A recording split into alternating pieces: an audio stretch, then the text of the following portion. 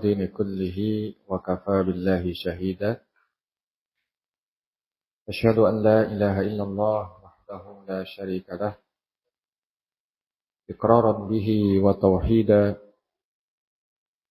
وأشهد أن محمدا عبده ورسوله صلى الله عليه وعلى آله وأصحابه وسلم تسليما مزيدا.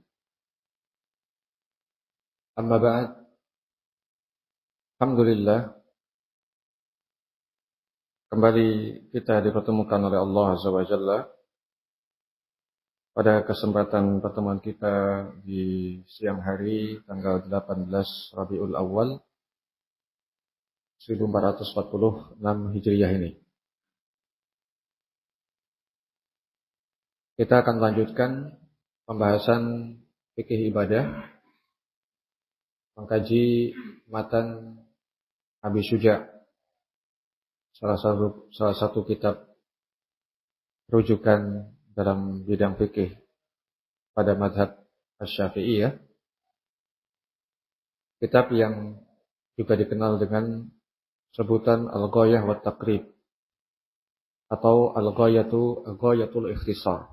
Ada 3 nama: Al-Ghayah wa Taqrib, Ghayatul Ikhtisar, dan matan Abi Syuja'. Karya Al-Qadhi Abu Syuja' Ahmad bin Husain bin Ahmad Al-Asfahani, ada yang menyebut Al-Asfahani, rahimahullah ta'ala. Dan pada pertemuan sebelumnya kita sudah membaca muqaddimah bagaimana beliau rahimahullah ta'ala diminta oleh salah seorang teman beliau untuk menuliskan ringkasan fikih mazhab Asy-Syafi'iyah. Kemudian beliau menuliskannya dengan ringkas sehingga disebut sebagai Ghayatul Ikhtisar. Betul-betul ringkas, tanpa ada penyebutan dalil dan pembahasan perselisihan ulama. Dan kita juga walhamdulillah sudah memulai membaca matan pertama. Namun ada naskah yang tidak tertampilkan kemarin sehingga membingungkan penerjemahannya, syaqat ya. Sehingga kita ambilkan dari naskah yang lebih mu'tabar. Ini naskahnya. Setelah menyebutkan jenis-jenis air, kemudian beliau menyebutkan jenis-jenisnya dari sisi hukum. Qala rahimahullah ta'ala, "Tsummal miyahu ala arba'ati aqsam." Kita sedikit mengulang ya. Kemudian jenis air itu ada 4. Al-awwal tahirun mutahhirun ghairu makruhin wa huwal ma'ul mutlaq. Yang pertama air suci dan mensucikan. Sifatnya tidak makruh, boleh dipakai untuk mensucikan. Yang disebut dengan air mutlak ya, disebut sebagai air mutlak. Nah,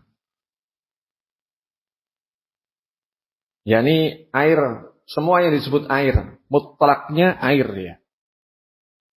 Nah, hujan turun menurunkan air, itu air, mutlaknya air ya. Sungai mengalir membawa air, itulah air. Nah, yang seperti itu suci dan mensucikan. Tahirun mutahhir. Kemudian jenis yang kedua, asani qala wa tahirun mutahhirun makruhun wa huwal ma'ul musyammash. Air suci ya, tapi makruh, air suci yang makruh. Ya, air suci yang makruh. Makruh untuk digunakan menurut pendapat Asy-Syafi'iyah. Menurut pendapat Asy-Syafi'iyah. Jadi menurut pendapat Asy-Syafi'iyah, kalau kita ada air mutlak, kemudian kita justru menggunakan air yang dipanaskan. Musyammash itu secara asal air yang panas karena terik matahari, disebut musyammas. Diilhaqkan, masukkan kategori ini semua, air yang dipanaskan. Di masa modern, air panas, pakai pemanas air yang dimasak, air panas juga. Ya. Ini menurut pendapat jumhur Syafi'iyah, itu sebagai kategorinya makruh. Kalau bisa menggunakan air mutlak, jangan pakai air yang dipanaskan. Itu menurut pendapat mereka. Kita coba telusuri. Di sini ada pembahasan terkait dengan hal itu. Ada yang mengira bahwasanya Nabi Shallallahu Alaihi Wasallam pernah melarang para sahabatnya untuk berwudu dengan air yang terpapar terik matahari. Anna Nabiya sallallahu alaihi wasallam naha ashabahu 'anil wudu'i bima'in arradu lisyamsi. Ya. Ada kabar seperti itu. Tapi kalau ditelusuri, kata Ibnul Mulakkin dalam Al-Badrul Munir, setelah beliau membahas jalan-jalan periwayatannya, fatalah khosa annal warid fin nahi an isti'malil ma'i al-musyammas min jami'i turuqihi batil. Seluruh jalur-jalur periwayatannya terkait dengan larangan Nabi untuk menggunakan air musyammas itu jalur-jalur yang tidak sah. La yasihhu wa la yahillu li ahadin al-ihtijaj bihi. Tidak halal bagi seorang pun untuk berdalil dengan hal itu. Sejalan dengan itu, Syekh Muhammad Nasiruddin Al-Albani rahimahullah ta'ala juga dalam Al-Ilwa menyatakan maudhu, hadis palsu. Naam, laisa fil ma'i al-musyammas syai'un yasihu musannadan. Sebagaimana hal itu dinyatakan oleh Al-Uqaili.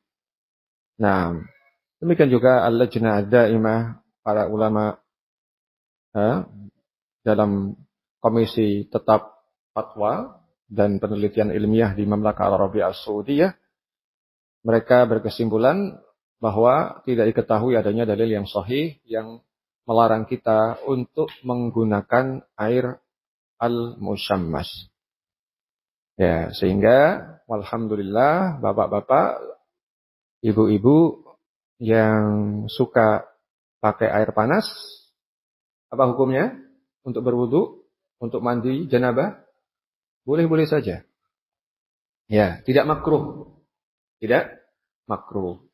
Nah, yang kita bacakan ini matan Abi Suja. Dikatakan di situ, wa tahirun mutahhirun makruhun wa huwal ma'ul musyammas. Air suci yang kedua, air suci dan mensucikan, namun kalau digunakan makruh, yaitu air yang dipanaskan. Nah, sudah dibahas, yang rajih adalah ghairu makruh. Jadi masuk sama hukumnya dengan air mutlak, yang lebih rajih.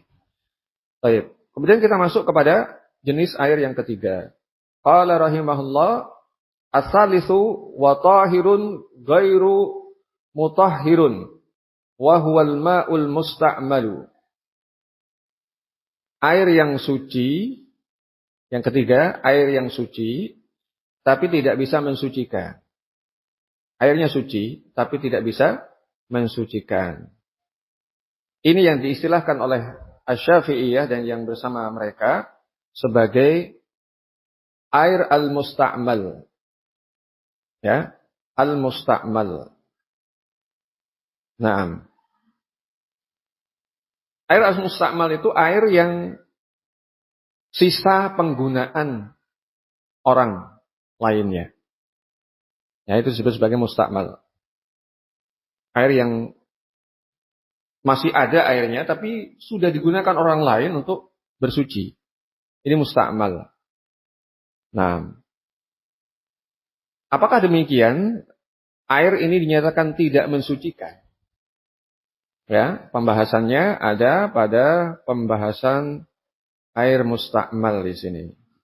Sebagian di antara pihak yang menyatakan bahwasanya air musta'mal itu tidak mensucikan, mereka berdalil dengan hadis Abu Hurairah radhiyallahu anhu, hadisnya riwayat Imam Muslim, bahwa Nabi SAW bersabda, "La tagtasil ahadukum fil ma'id daimi," yakni fil ma'ir rakidi wa huwa junubun. Kalau dalam Umdatul Ahkam, "La yabullanna ahadukum fil ma'id daimi allati la yajri wa huwa thumma yaktasilu minhu." Hakada? Ya, janganlah salah seorang di antara kalian kencing di genangan air yang tidak mengalir, kemudian dia mandi dari air tersebut. Dia mandi dengan air tersebut. Ini dalam Sahih Al-Bukhari dan Muslim. Kemudian dalam lafaz Imam Muslim, la taktasil ahadukum fil ma'id daimi wa huwa junubun. Janganlah seseorang mandi dengan air ya yang tidak mengalir dalam keadaan dia junub. Apa yang antum dapatkan gambaran terkait dengan sabda Nabi sallallahu alaihi wasallam ini? Ya. Ini hadisnya sahih, Al-Bukhari dan Muslim sahih. Tapi tidak membahas sama sekali tentang air mustakmal. Yang beliau bahas adalah larangan untuk kencing di air yang tergenang. Ini larangan pertama. Kemudian larangannya mandi dari air yang sudah dikencingi, padahal tergenang. Mana mustakmalnya? Mereka mengira, ya, jangan mandi pada air tergenang karena itu sudah dipakai orang lainnya untuk bersuci juga. Jadi ini pemikiran yang terlalu jauh begitu dari konteks yang disebutkan oleh hadis. Sehingga dalilnya sama, tapi memahami dari dalil itu berbeda. Ini disebut sebagai apa? Khilaf al-afham, ya. Pemahamannya yang berbeda. Dalilnya sepakat sama-sama sahih. Kalau tadi terkait dengan air al-musyammas, ya, demikian juga air musyammas tadi pembahasannya, kemudian dalilnya adalah maudhu. Ada yang mengatakan menerimanya sebagai dalil, tapi yang rajih tidak bisa diterima. Salah dalilnya. Tapi kalau ini dalilnya benar, tapi salah memahaminya. Ya, sehingga yang disebutkan juga oleh beberapa ulama bahwasanya Al-Hafidz Ibnu Hajar demikian juga An-Nawawi ini justru tidak sepakat dengan pemahaman Asy-Syafi'iyah, padahal mereka dinisbahkan sebagai salah beberapa di antara ulama-ulama Syafi'iyah. Sehingga apa yang disebutkan oleh penulis kitab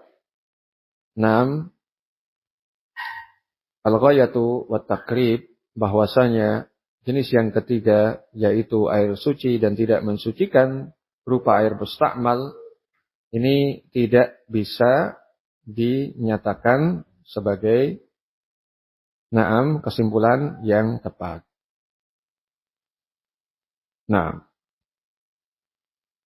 Jadi yang mustakmal ini kurang tepat. Kemudian ada dua jenis ini sebetulnya, 3A dan 3B, ya, yaitu air mustakmal. Kemudian 3B, wal mutaghayyiru bima khalatahu minat tahirat. Dan 3B ini adalah air yang berubah karena tercampur dengan barang yang suci. Seperti yang sudah sempat kita sebutkan pada pembahasan sebelumnya. Contohnya air dicampur teh menjadi air teh. Air campur kopi jadi air kopi. Teh dan kopi suci. Ya, masuk ke dalam air mutlak, air yang suci. Tapi ketika tercampur, kemudian menjadi nama baru, bukan air mutlak lagi. Orang tidak menyebutnya sebagai air. Ya, tapi air teh atau air kopi, atau terkadang dicukupkan bahkan teh kopi. Ya, minum teh hangat, es teh gitu ya. Padahal ada airnya. Ya, ini suci tapi tidak mensucikan. Inilah yang suci. Tapi tidak mensucikan. Agadah.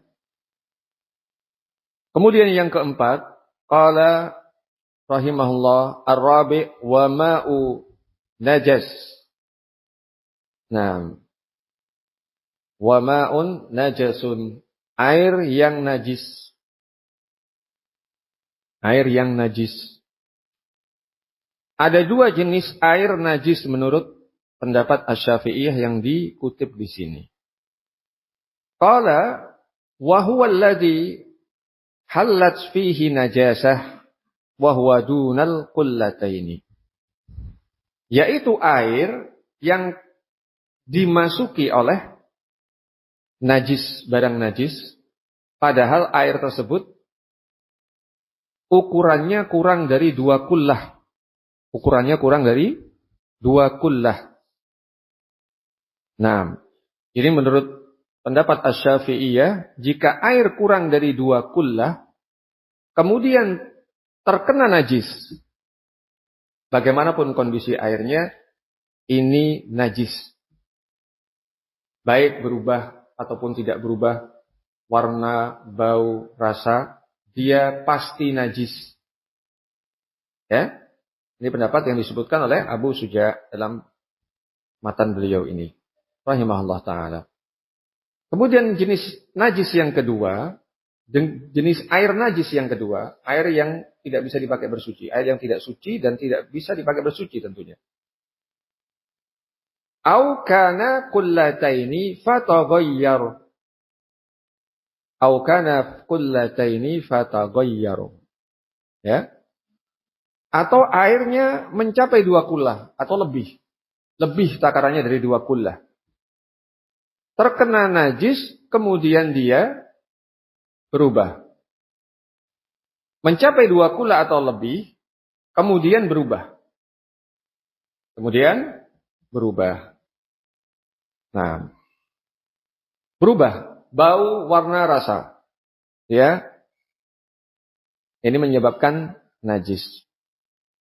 Nah, sekarang beliau rahimahullah ta'ala menyebutkan tentang 2 kullah itu berapa takarannya.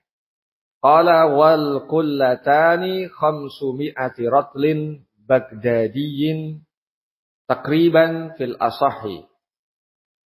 Adapun 2 kullah itu ukurannya setara dengan sekitar 500 rotel. Rotel itu kendi. Kirbah. Tempat minum di masa lalu. Kalau kita apa biasanya? Teko atau apa gitu ya. Ya.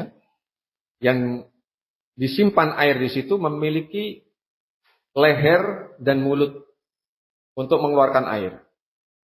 Ya. Itu di Baghdad itu dikenal di masa itu. Sebagaimana kita sebutkan pada pembahasan di pertemuan pertama, Al-Imam Asy-Syafi'i rahimahullah ta'ala, imamnya madhab yang dibahas ini, beliau sempat lama tinggal di Baghdad. Ya, sehingga banyak murid-murid beliau yang kemudian menyebarkan qaulul qadim Al-Imam Asy-Syafi'i di Baghdad.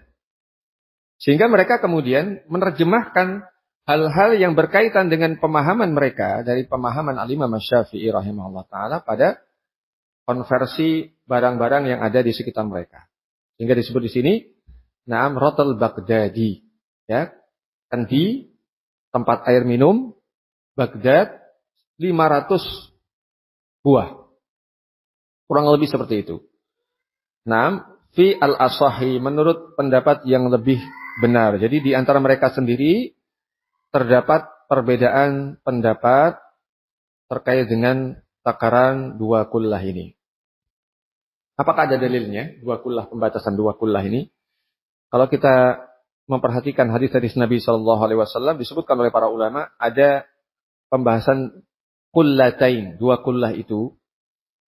Ya, salah satunya dalam hadis an Ibnu Umar, qala sami'tu Rasulullah sallallahu alaihi wasallam wa huwa yus'alu 'anil ma'i yakunu fil falati minal ardi wa ma yanubuhu minas sibai wad dawab.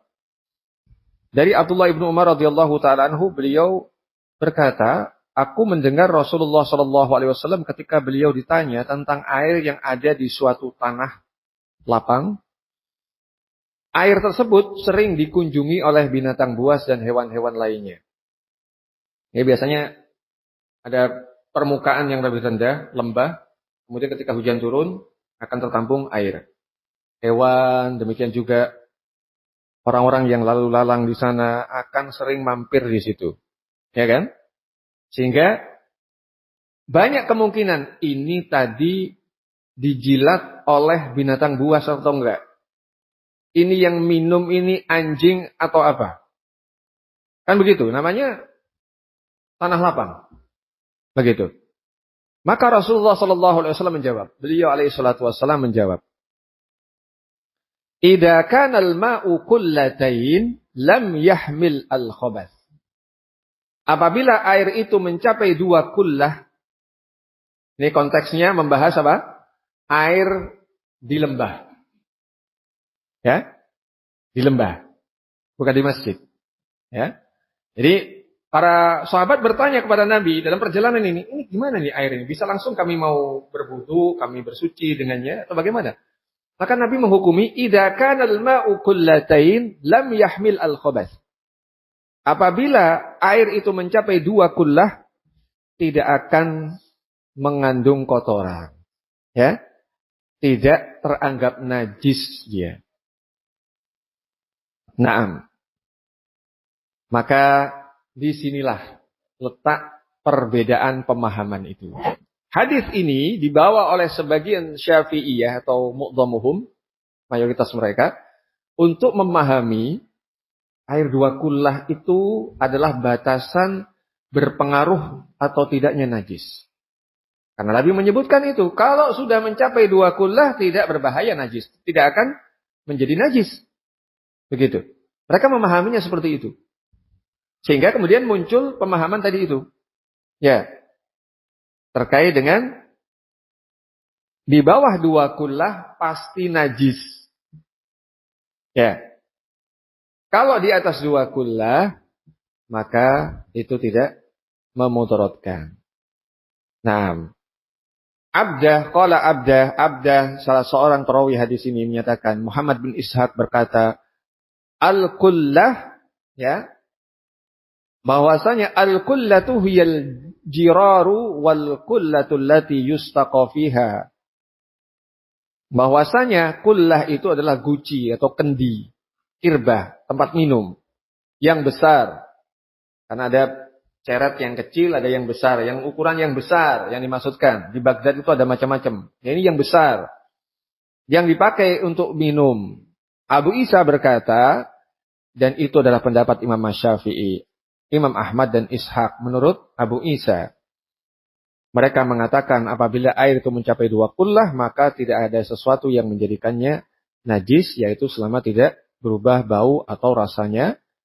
Nah, kira-kira itu sebanyak, kalau yang ukuran besar itu 5 kirbah, 5 kendi. Nah, jadi kejadiannya seperti itu.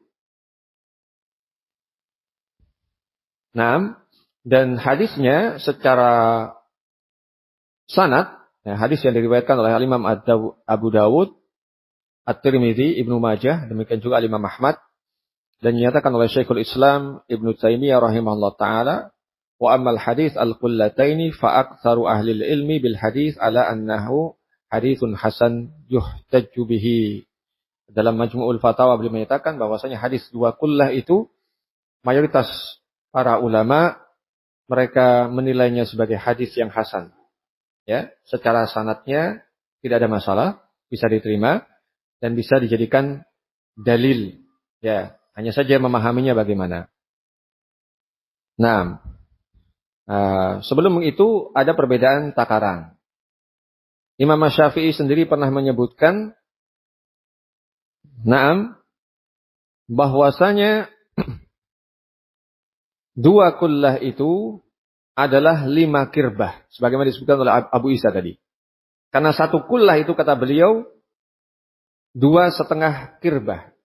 Jadi ada tempat penyimpanan air yang biasa untuk ke gelas atau langsung diminum. Ada yang penyimpanan untuk ditandon. Yang kirbah besar inilah 2,5 ukurannya. Menurut Imam Syafi'i sendiri. Sehingga 2 kullah itu 2 kali 2,5, 5 kirbah. Nah, Ini menurut Al-Imam Asy-Syafi'i. Al-Mawardi menyatakan berbeda lagi. Naam. Demikian juga kemudian kita coba yang lebih mudah diukur disebutkan oleh Al-Imam An-Nawawi rahimahullah dalam Al-Majmu' Syarah Al-Muhaddab. Ya. Kalau yang tadi 500 rotel itu Al-Mawardi dan yang lainnya. 500 kendi kecil, kendi sedang. Ya. Kemudian Al-Imam An-Nawawi menyatakan qala Al-Qadhi Husain qadrul kullataini fi ardin mustawiyah dira wa rubu fi dira wa rubu. Ini pakai hasta sudah ukurannya. Jadi masanya Imam An-Nawawi sudah mulai mengenal satuan. Ya, sudah satuan hasta. Hasta itu jarak siku sampai ujung lengan.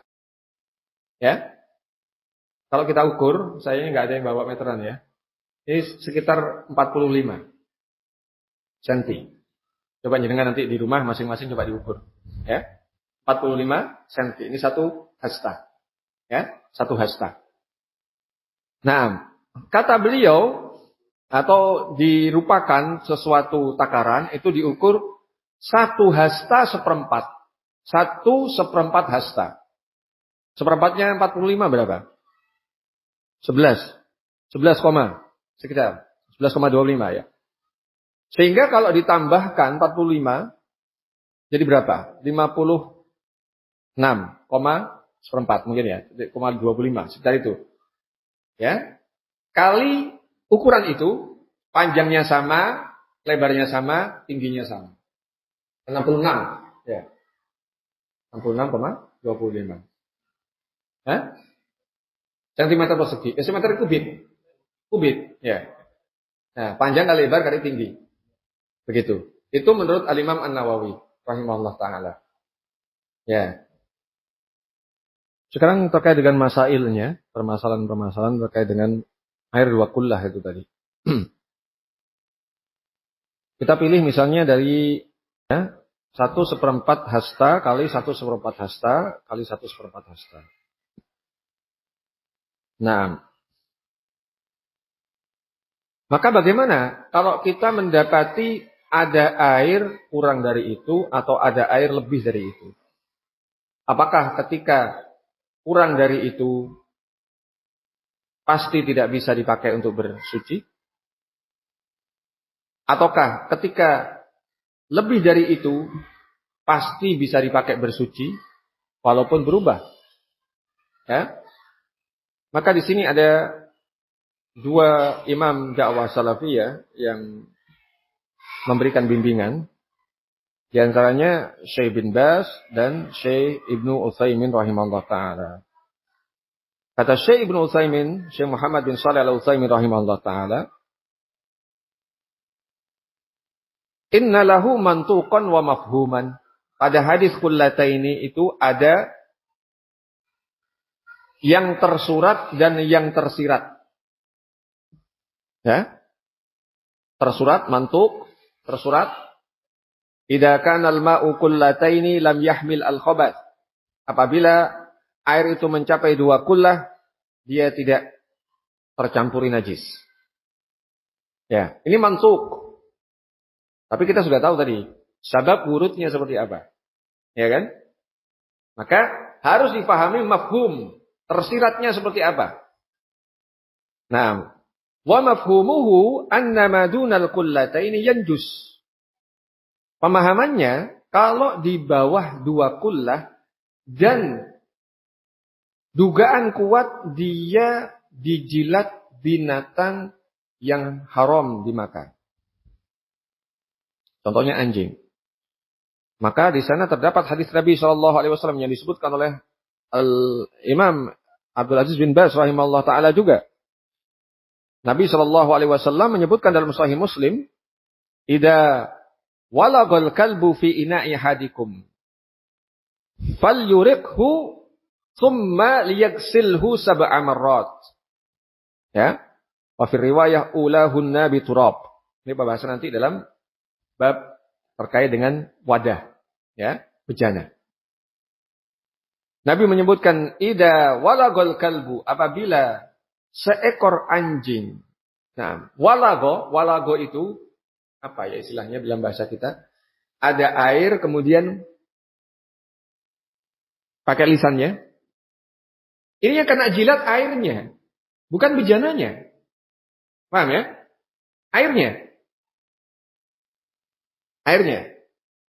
Nah, kalau bejana itu tentunya kurang dari 2 kullah. Tidak mungkin bejana itu lebih ya dari 2 kullah.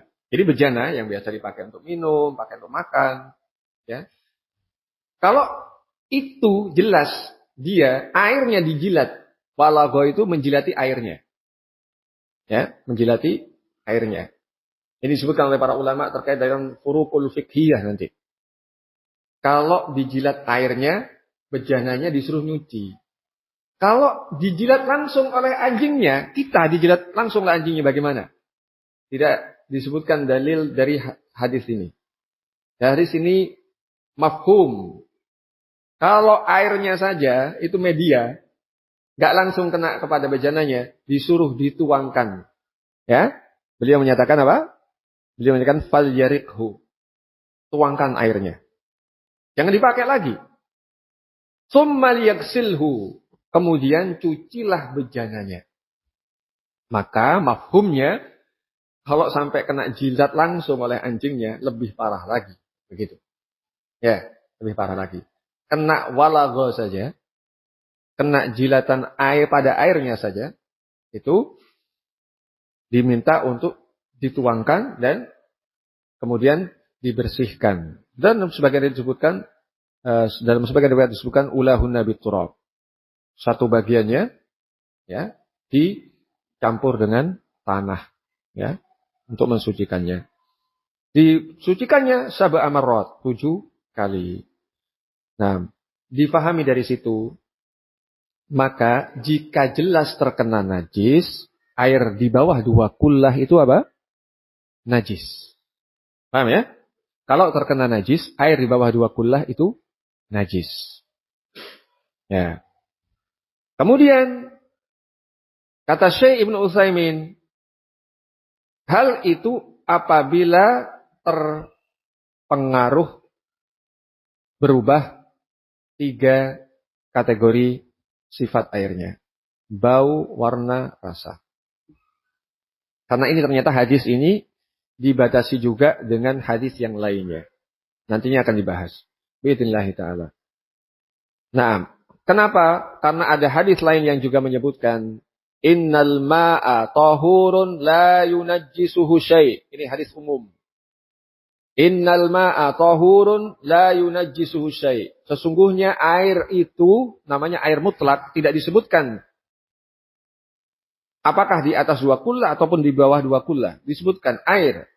Innal ma'a tahurun, suci mensucikan, la yunajjisuhu syai'. Tidak bisa menyebabkan najis. Tidak bisa dia disebut najis karena sesuatu najis apapun.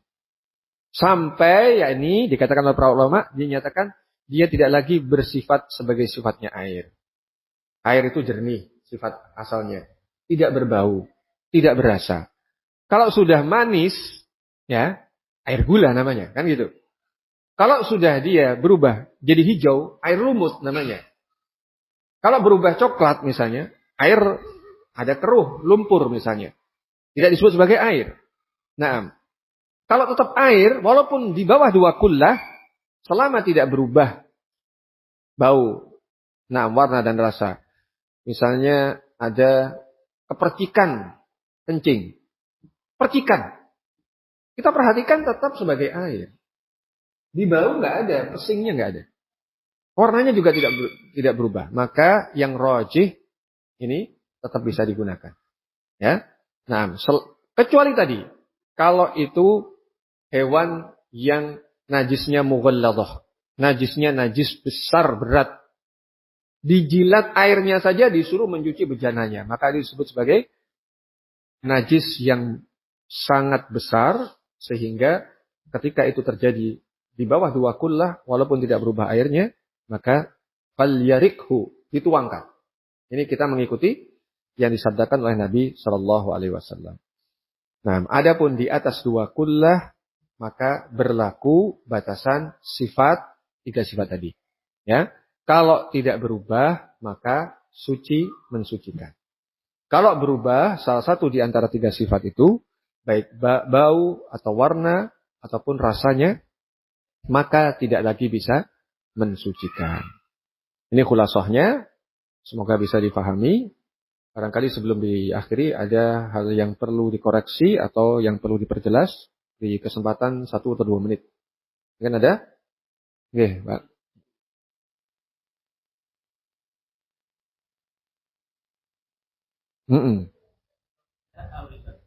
Kalau tidak tahu, berlaku asalnya. Nah, inna wa anzalna minas sama'i ma'an tahura. Ya, kami turunkan air dari langit dalam keadaan dia mensucikan. Ini asalnya. Allah sebutkan dalam Al-Quran, demikian juga hadis Nabi. Innal ma'a tahurun la yunajjisuhu syai'. Ada kaidah, qawaid fiqhiyah yang disebutkan oleh para ulama. Naam, al-aslu biqa'u ma kana ala ma kana. Itu juga menjadi penguat. Suatu perkara itu secara asal tidak berubah dari hukum asalnya sampai ada sesuatu bukti yang menunjukkan dia berubah hukumnya. Seorang salafi, dia tetap salafi sampai ada bukti dia keluar dari manhaj salafi. Seorang khariji, tetap khariji selama ada bukti dia bertobat masuk ke dalam salafiyah. Demikian juga dalam pembahasan air. Ya, kita juga hadas atau tidak kita. Saya ingat tadi jam 9 sudah berwudu, tapi apakah saya sudah kentut atau enggak? Asalnya kita sudah ingat yakinnya berwudu. Kentut atau tidaknya, buang air atau tidaknya, kita ragu. Ya, maka yang wajib kita pegangi adalah al-asl.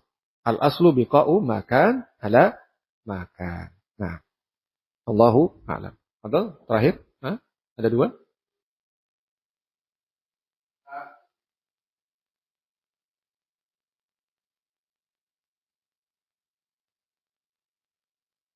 Dua setengah tempayan besar.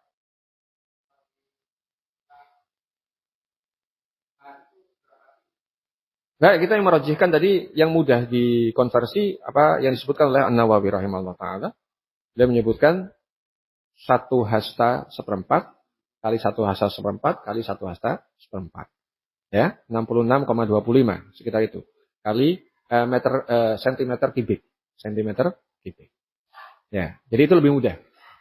Nah, itu lebih mudah dan kalau kendi bisa berubah, orang Sumber Lele dengan orang Paiton beda kendinya ya. Ya, nah, kalau 500 orang Tiris bisa juga beda ya. Nah, jadi lebih mudah seperti yang disebutkan oleh An-Nawawi rahimahullah. Ya, kita nggak tahu Baghdad seperti apa sekarang. Nah, Fadal, terakhir.